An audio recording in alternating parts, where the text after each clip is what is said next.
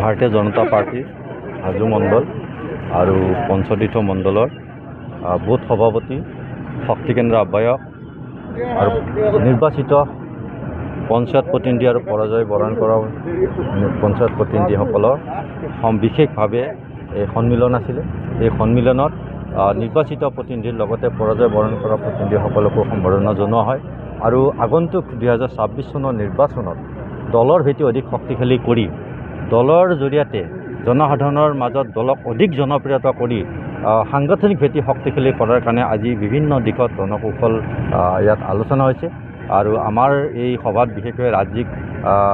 সম্পাদক ভাৰতীয় জনতা পাৰ্টিৰ ৰাতুল শৰ্মা ডাঙৰীয়া, ৰাজ্যিক যুৱ মৰ্চাৰ সভাপতি ৰাকেশ দাস ডাঙৰীয়া আৰু স্থানীয় বিধায়িকা সুমন হৰিপ্ৰিয়া বাইদেউ এই সভাত অংশগ্ৰহণ কৰি সকলো দলীয় কাৰ্যকৰ্তাক সম্বোধন কৰিছে আৰু আগন্তুক দিনত অধিক শক্তিশালী কৰি দলক আগুৱাই নিয়াৰ কাৰণে আজি বিতংভাৱে এই সভাই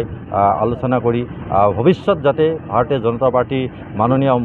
মুখ্যমন্ত্ৰী ডক্টৰ হিমন্ত বিশ্ব শৰ্মা ডাঙৰীয়া আৰু ৰাজ্যিক সভাপতি দিলীপ শইকীয়া ডাঙৰীয়াৰ হাত অধিক শক্তিশালী কৰিব পৰা যায় তাৰ কাৰণে সকলো ধৰণৰ কাৰ্যকৰ্তাই আজি পণ লৈছে।